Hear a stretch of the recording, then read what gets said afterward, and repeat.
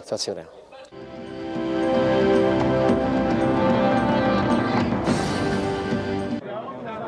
U idealnim uslovima za igru Grbalj je bez većih problema stigao do nova 3 boda i 3. pobjede za redom. Veoma loše izdanje Berana, možda i najslabiji u dosadašnjem toku prvenstva, što je pomoglo timu Saše Petrovića da do vrha napuni mrežu gostiju. Kao što se moglo i naslutiti, ponovo je u glavnoj ulozi bio najbolji strilac prvenstva Ivan Bošković, koji je upisao još jedan hat-trick. Sam početak meča nagovijestio je potop ekipe iz Berana. Već u 9. minutu Bošković je pogodio mrežu Petrovića nakon asistencije Bakoča. U 25. 11-terac za domaće. Aković je oborio u 16-tercu najboljeg fudbalera Grblja Boškovića, a isti igrač bio je precizan sa bile tačke. 5 minuta kasnije postavljen je konačan rezultat prvog dijela. Uigrana akcija nakon kornera Franciškovića, Golubović je podigao loptu, a Radosinoviću nije bilo teško da je proslijedi u mrežu. U drugom poluvremenu jalovi napadi Berana, kojima je Grbalj bez problema odolijevao.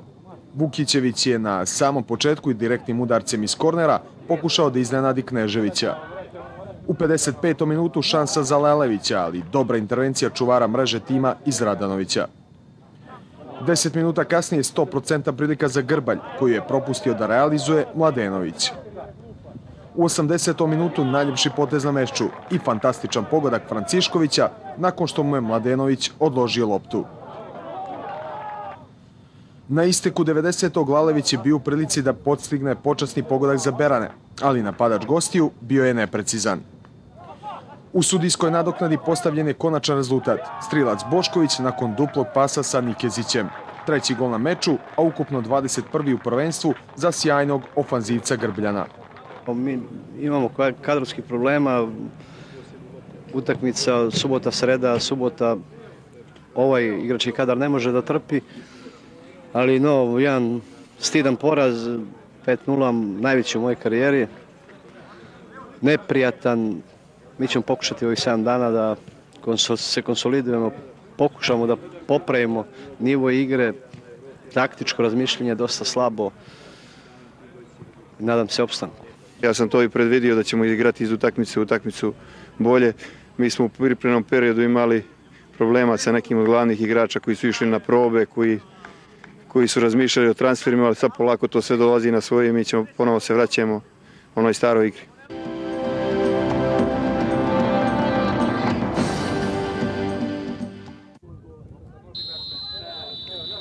Dečić je u Tuzima zabilježio važan trijumf nad Sutjeskom 1-0 i učvrstio se na 7. poziciji. Nikšićanima je to bio 3. uzastopni poraz za nastavak loše rezultatske serije. Gosti su prvi zaprijetili. U 12. minutu Zvicer je asistirao Adroviću koji je iz kosa snažno šutirao, ali Đoković je bio na visini zadatka.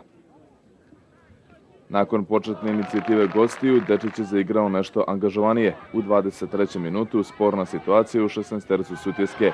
Domaći su tražili 11-terac, ali po mišljenju sudije Šćepanovića, Todorović je simulirao i zaradio žuti karton. U 33. minutu radost za izabranike Slaviša Božičića. Skraćeni korner izveo je Krstović. Najviši u skoku bio Čarapić. 1-0 za Dečić. Početak drugog dijela obilježila otvorena igra i jednih i drugih. Prvo je Dečić pokušao preko Ljumića. Na drugoj strani Zvicar nakon prodora Ćulafića. Ipak najbolju priliku da savladaju Giljana domaći fudbaleri imali su iz prekida, ali šut kapitana Lekića završio je pored stative. Nikšićani su pokušavali da ugroze protivnika. Rakojević je zaigrao sa 3 špica, ali ni to nije urodilo plodom. Međutim, u samom finišu gosti su mogli do izjednačenja. Merdović je uputio odličan centaršut, Adrović sjajno šutirao, ali Đoković je bravurozno reagovao i sačuvao mrežu. Sve u svemu, solidna fudbalska predstava u Tuzima i zasluženo slavlje Dečića. Pa obično na ovakvom terenu se najčešće dešava da ekipa koja postigne gol i završi takvu utakmicu. Znali smo pri utakmici da se eventualno gol može najčešće postići iz prekida, međutim očekivali smo da to uradimo u našu korist, međutim vidjeli ste posle jednog grupog faula, u stvari bespotrebnog faula i slabe markacije u našoj 16-tercu. Čelepić je najviše skočio i to je ono što je presudilo. Inače, utakmica je bila sasvim korektna sa dosta trke, međutim Mi smo u pojedinim momentima opet bili dosta malodušni, nismo vjerovali da možemo da preokrenemo rezultat i na kraju se završilo tako kako se završilo. U svakom slučaju, Dečić je zasluženo dobio, više je pokazao, više želje, više volje, naročito posle tog gola, toga je držalo do kraja utakmice. Zaista 3 boda koje nam puno znače i mislim da smo s ovim prebrinuli brigu opstanka. Naravno, još nije kraj dok ne bude sve završeno, ali sigurno da nam je jedan veliki motiv za dalje utakmice i siguran sam da ćemo s ovom atmosferom osvojiti još dosta bodova, ali opet kažem, ovo nam je bilo presudno, ova utakmica, da kažemo da izađemo iz te opasne zone, da izbegnemo baraž.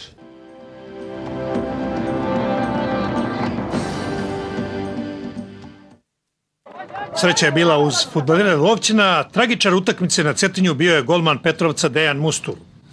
10 sekundi prije kraja susreta koji je protekao u konfuznoj igri bez pravih akcija i povoljnih prilika, 3 boda Lovćinu donio je kapiten Vladan Tatar.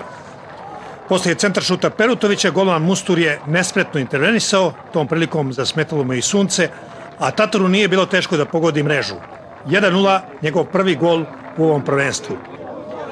Fudbaleri Lovćina propustili su priliku da ostvare prednost u prvom poluvremenu u kojem su stvorili 2 povoljne prilike. Prvo uzbuđenje dogodilo se u 14. minutu kada je poslije prodora Perutović uposlio Pejakovića koji nije uspio da savlada golmana Mustura.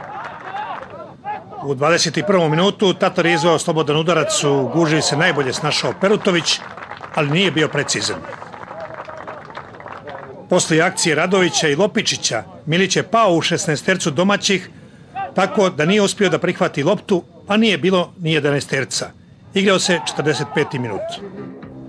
Nakon blijedog izdanja u prvom poluvremenu, ekipe su u drugom dijelu igrale još slabije, tako da do odlučujućeg gola nije stvorena nijedna jedina šansa. Poraz je teško pao igračima Petrovca koji se bore za opstanak, kao i treneru Miloradu Maloraziću koji se nije pojavio na preskonferenciji.